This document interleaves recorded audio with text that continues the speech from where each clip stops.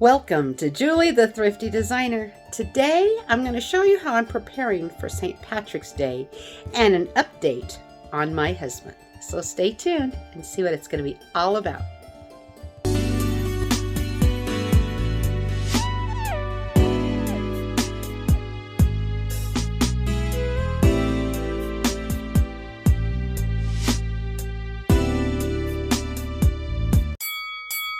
Alright, let's start with the update on my husband.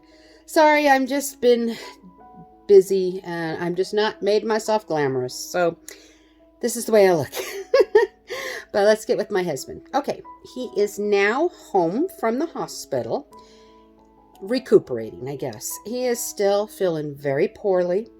All the hospital did was address the blood clots. They put him on blood thinners and all of that fun stuff. So they are monitoring very closely his blood levels. And so we have to go to the doctors constantly to have his blood tested for the cumin, basically. So he's very tired. He's very weak. He is definitely not healed. He's got a long haul. When we get his blood clots stabilized for sure and things aren't seem to be so bad, then we really have to work on his pancreas and his liver and his kidney. So it's one step at a time is what I'm saying. I guess they can only address one thing because everything needs a different treatment, I suppose. So he's very lethargic. He's very tired. He doesn't want to do a whole lot of anything. But we are having St. Patrick's Day. Everyone's coming over, as in immediate family, ones that we are around on a continuous basis. So it's not anything of a threat for COVID or anything like that. We already know we're fine, everyone that is coming over. And because it's a daily basis. So please don't worry about any of that. Besides the fact, I really do believe my husband and I both had COVID back before Halloween. When I was so sick, he was also. And we found out that there was somebody that came into his job that had COVID that didn't know it at first. And he, at the same basic time we were sick, everybody at his job was getting it also, and the place shut down. Now, we never went and had ourselves tested, but we really did have all the symptoms. And everybody else that worked there did have themselves tested, and they did have it. So if we didn't, I would be surprised, because the taste buds weren't right, all that. So we've kind of already been through it. The family is kind of gone through it, and we all kind of know what we're looking for, you might say. And everyone is around. So just please don't worry about that part. Everything really is okay. So we are having our big St. Patty's Day dinner. It's tradition. We've always had it.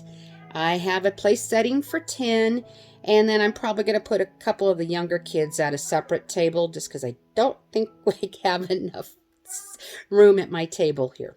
So you want to stay tuned and see how I have made my corned beef and cabbage. I'm showing how I cook it, and I'm also showing how I've set up my dining room table. So all of that is yet to come. So guys, keep watching. Please don't shut it off just here at the end of this. I spent a lot of time, and I'm hoping that you guys will learn a lot and really have fun with St. Patrick's Day. I know today is St. Patrick's Day, and it probably won't help you for today, but maybe you can get ideas for next year. Anyway, guys, so thanks for watching this part, and keep him in your prayers. And stay tuned for everything else that I am going to show you. Well, I'm going to show all of you how I make corned beef and cabbage for our wonderful St. Patty's Day meal. I've already taken the liberty of putting the corned beef in my slow cooker that I have right here. And this is what I buy. I buy the flat cut more than the point because it's got a little less fat on it. And so it makes it really good. And then each one of your corned beefs comes with one of these amazing flavor packets. They really do the job. So what I do is I just sprinkle them in. Just like this. It's kind of a no-brainer. And it's the most perfect seasoning. Then I will add water, corned beef, potatoes, and carrots. And I'll show you those steps in a moment. All right, what I have done is sliced up some carrots and some potatoes, and they're red potatoes and organic carrots. And I don't peel my carrots because that's where all the nutrients is. Don't lose it. Just wash them good. And then here's a head of cabbage. Now, all I have done is took the outer leaves off and washed them really good, and I've chopped them up. Cabbage in this dish, I am not going to put in there all of it until like an hour till it's almost done. I'm only putting a little bit in to flavor it as it is cooking. Okay, as you can see, I've got the potatoes and carrots in this one with 3 of those corned beefs. And I am having everyone over. Everyone that's coming over, we have been around the whole time, and no, none of us are sick, and we know that. So we've decided we're still going to have some normalcy with my husband here. And so we're going to have the crew over and have a lovely St. Patrick's Day dinner. So I just thought I'd let you know the temperature on here. On these roasting ovens here, I put it just like you would in the oven, 350 degrees. And this is going to cook all day long. It is 10:24, and I meant to get it in sooner, but I've had a lot I've had to do this morning, and I've had phone calls. Well, anyway, this is going to cook all day at 350 degrees. It's got the seasoning packets, and it's got all the yummies in there, and this will be delicious. So I just thought I'd show you how to make corned beef and cabbage. It's one of the easiest meals in the world to make. Love it. I have 2 of these roasters going, and this one has, I think, 5 smaller corned beefs in it, and the potatoes, used red potatoes and some brown ones, and just again a little bit of cabbage to season it. The actual cabbage that I have, I will put in these about an hour, just to reiterate, before it is actually finished. And we're probably going to eat dinner about 6. And here's the other one, just showing you. Oh, doesn't that just look so yummy? Oh man, I can hardly wait to eat some of this. It's going to be delicious. And I am so happy for St. Patrick's Day. Just look at that. You got to keep looking. That is a wonderful thing. So anyway, here's this. Now stay tuned, guys, and I'm going to show you how I have decorated the dining room table. Okay, guys, I am setting up our dining room table for our St. Patrick's Day meal, and I thought I'd show you step by step how I am making this. Okay, now what I have done now is put 2 of these really pretty table runners down the center, and in the middle I just have a cake plate. You're not going to see that when I get done, but it's there as a lift. Alright, what I have now done, as you can see, I have taken that same green that I had on here for the short table and just kind of stretched it out, and on it I put this adorable little leprechaun. Just like I had before, I'm kind of mimicking it, what I had before on our collaboration, but I'm spreading it out across the table. And oh, wonder what happened here. Half my strand is not lit. And it's brand new out of the box. Okay, I'm gonna have to figure that out. And so what I did was then stretch Christmas lights across. So I thought, thanks to one of my viewers, Jan, she suggested that this made it feel like the hills of Ireland. And it's like, oh, you're right. It works. So here is one of the hills of Ireland. And I think it's going to look really pretty when we get done. All right, next what I have done is put the candle holders on here. I have the gold ones, and then I found these green, and they're kind of like a mercury glass green. And they're so really neat. And I just put those candles on, and I figured out what was wrong with my lights. It was just, I guess there is a loose wire right here by this plug-in.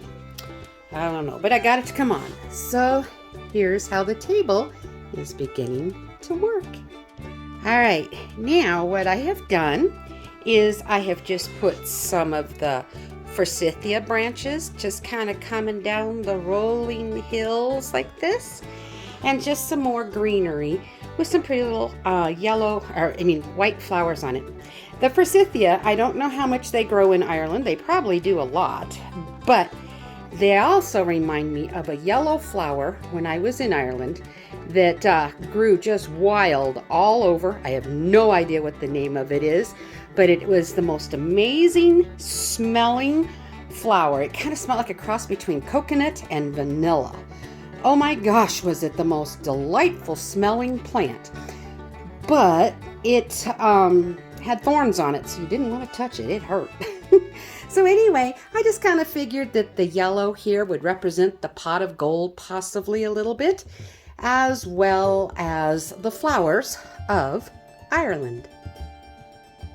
All right, next I have put the pot of golds in here, and I've got all these coins. Now I bought my coins years and years ago, so I haven't even looked for them, but I have heard a lot of YouTubers saying that they have not been able to find gold coins this year.